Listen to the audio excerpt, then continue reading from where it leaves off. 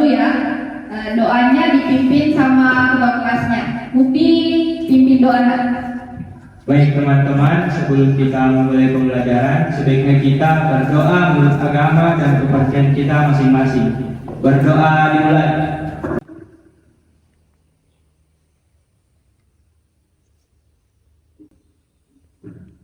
Berdoa selesai. Hari ini bagaimana? Hadir semua? Gimana hadir semua dah? Oke, baik, mantap ya. Persiapkan pembelajaran, bahan belajarnya. Untuk pertemuan hari ini kita akan belajar tentang penyajian data. Penyajian data ini ada pun capaian pembelajaran. Di sini peserta didik dapat menampilkan dan menginterpretasi data. Dan seterusnya kalian bisa baca sampai menghitung peluang dalam situasi diskret. Ini capaian pembelajaran anak-anak. Tujuan pembelajaran di sini anak-anak kalian bisa lihat ada D1 dan ada D2. D1 artinya domainnya itu data. Data mempresentasikan data tampilan penyajian data berupa tabel dan grafik, yaitu histogram, poligon, dan OGIF. Untuk data atau tujuan pembelajaran yang kedua, D2 di sini menginterpretasi data berdasarkan tampilan data atau grafik.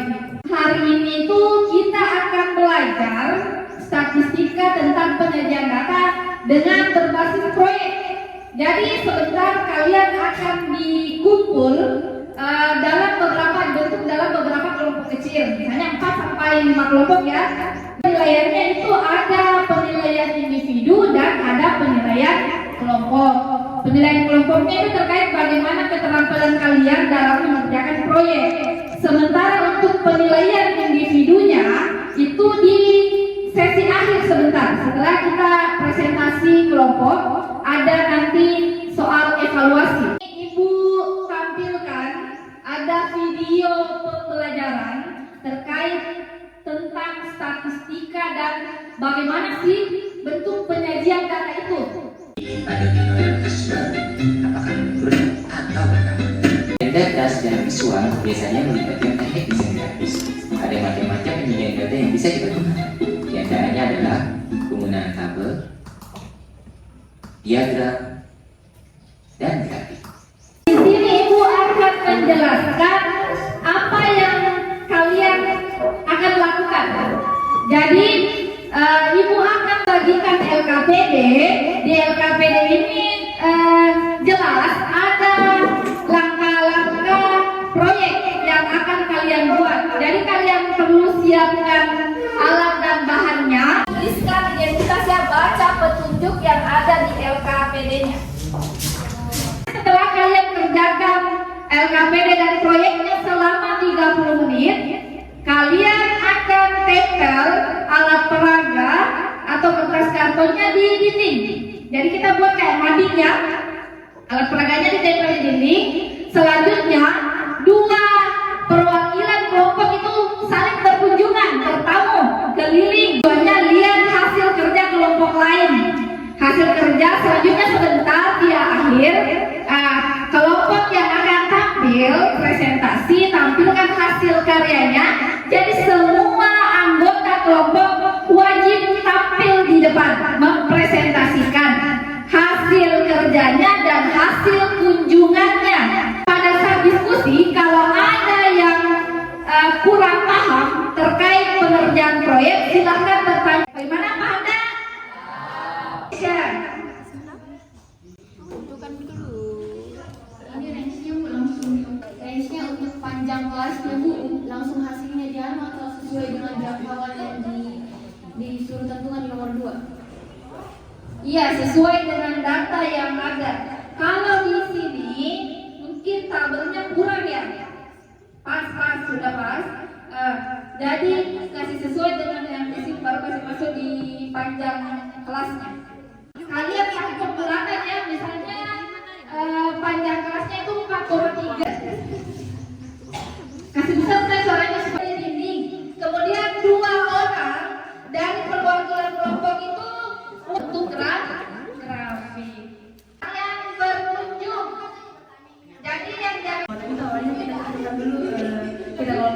nilainya, kemudian kita kelompokkan juga frekuensinya, baru diubah menjadi tulisnya. Jadi dari data ini dimasukkan ke sini, kemudian di sini ada frekuensi jumlah kelasnya, kemudian di sini ada jumlah nilainya. Jadi filenya ini.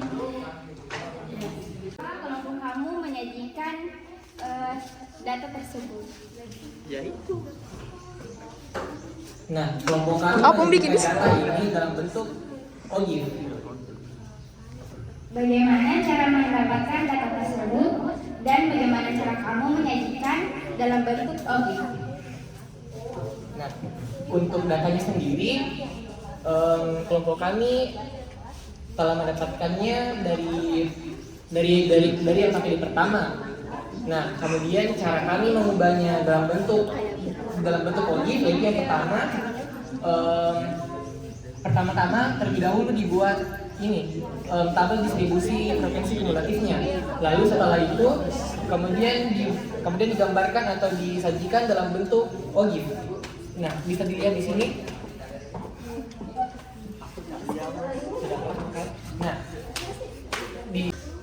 Baik, saya perwakilan dari kelompok 1 ingin mempertanyakan kepada Ibu, bagaimana proses pembuatan histogram yang dilakukan? Nah, sebelum membuat grafik ini terlebih dahulu dibuat dulu tabel distribusi frekuensinya. Frekuensinya ada 6 kelas. Nah, sebelum itu setelah dibuatkan tabelnya itu kemudian disajikan ke dalam grafik. Nah, yang grafik saya buat ini adalah histogram. Nah, seperti ini bentuknya. Kemudian nilainya itu nanti bukan nilai satu misalnya 60 yang buat tahun ini, tapi setiap kelas itu dicari lebih atas dan di bawahnya. Misalnya ini 75 dan 75 itu merupakan nilai dari rentang nilai dari 1 dan 75. Bagaimana cara cari tepi atas dan tepi bawahnya? Kalau tepi atas itu batas atas ditambah 0,5. Kalau tepi bawahnya batas bawah dikurang 0,5. Kelompok berapa? Oke, ini memang kayaknya paling aktif ya. Ini kelompok 2. Kasih kelas dulu semangat ke kelompok 2 dong. Oke. Assalamualaikum warahmatullahi wabarakatuh. Selamat pagi. Sebelum itu saya berterima kasih kepada Ibu Jumria Anwar yang telah mempersilahkan kelompok kami untuk mempresentasikan hasil kerja kelompok yang telah kami buat tadi. Namun sebelum itu baiknya saya memperkenalkan diri dan teman-teman kelompok saya. Perkenalkan, nama saya Keisha Ibn Salsabila. Perkenalkan, nama saya Nurul Malvina Tifa Arif. Perkenalkan, nama saya Marif Dakabila. Perkenalkan, nama saya Muhammad Putra Al-Fakih. Ini Fitra ke Malumasi untuk melihatnya atau membacanya. Nah, caranya itu dengan dibuatkan tabel distribusi frekuensi. Di sini terdapat 6 kelas yang memiliki panjang kelasnya itu ada 5. Nah, di sini sebelum dibuatkan tabel itu dibuat tabel distribusi frekuensinya terlebih dahulu. Nah, setelah dibuat tabel distribusi frekuensinya, kemudian data tersebut yang sudah tersusun kemudian disajikan ke dalam. Perkenalkan, nama saya Miftah Lujana dari kelompok 1. Jadi pertanyaan saya untuk kelompok 2 itu, kenapa sih kalian memilih histogram dalam penyajian datanya? Kenapa tidak memilih OGIF atau poligon? Sekian pertanyaan saya, terima kasih. Miftah Lujana dari kelompok 1. Pertanyaannya, kenapa saya memilih kelompok saya memilih data penyajiannya dalam bentuk histogram? Karena di kelompok saya tertarik untuk menyajikan data penyajiannya dalam bentuk histogram dan supaya berbeda-beda dari kelompok lain dan tidak ada persamaan dari kelompok lain tersebut. Oke, bagus ya jawabannya. Artinya ini ada Yang kami dari kelompok 4 ingin bertanya, Dari data kelompok 2, berapa banyak kelas dan berapa panjang kelasnya? Kalian bisa hitung dari sini tanggal distribusinya. Jadi itu berapa? Coba kita hitung sama-sama. 1, 2, 3, 4, 5, 6. Jadi Fitra ini tadi berapa banyak kelasnya? 5. Ini kayaknya Fitra. Coba pakai mic-nya Fitra. Ada berapa banyak kelas? Ada 6. Oke, ada 6 banyak kelasnya. Karena dari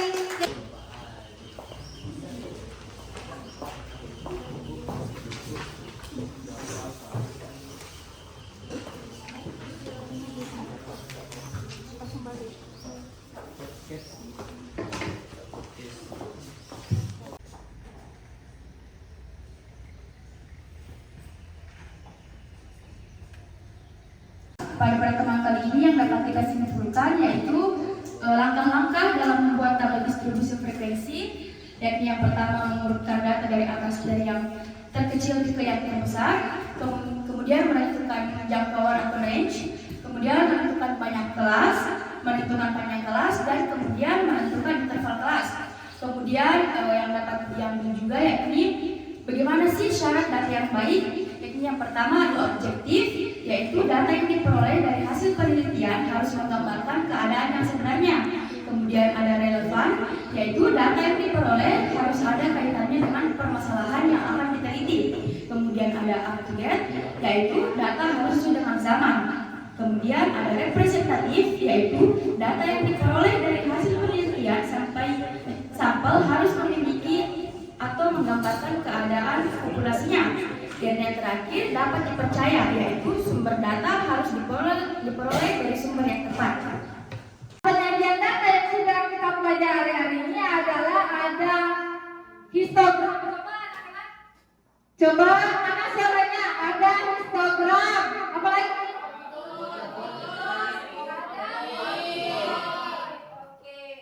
Analisis dasar dari kelas 27 dan perwakilan dari kelompok 3, saya akan membacakan refleksi diri. Yang pertama, bagaimana menurutmu pembelajaran hari ini? Sebenarnya sangat menyenangkan. Jujur saya sangat suka dengan metode pembelajaran proyek seperti ini, sehingga seperti kayak pengalaman daripada hanya belajar materi saja di kelas, lebih menyenangkan dalam belajar langsung pengalaman kayak turun langsung ke lapangannya. Baru yang kedua, bagian mana yang menurutmu paling sulit dari pelajaran ini? Yang paling sulit adalah ketika menentukan tabel distribusi frekuensi kumulatifnya. Sejujurnya itu lebih sulit memang itu yang frekuensi kumulatif. Tapi setelah saya belajar dan cari-cari, ternyata agak gampang. Yang ketiga, apa yang akan kamu lakukan untuk memperbaiki hasil belajarnya? Belajar lagi, cari-cari lebih dalam lagi tentang materi itu, dan terakhir, kepada siapa kamu akan meminta bantuan untuk memahami pelajaran tersebut? Kepada guru, orang tua, atau teman-teman yang memahami pelajaran tersebut. Sekian dari saya, terima kasih. Di hari apa ya? Mungkin hari Kamis ya. Hari Kamis kita lanjut belajar lagi matematika, masih tentang statistika, tapi materinya udah lanjut di bagian ukuran pemusatan data. Jadi ibu harap kalian bisa belajar dari rumah, belajar mencari referensi tentang ukuran pemusatan data, yaitu min, median, dan modul. Baik teman-teman, sebelum kita mengakhiri pembelajaran, sebaiknya kita berdoa menurut agama dan kepercayaan kita masing-masing. Berdoa dimulai.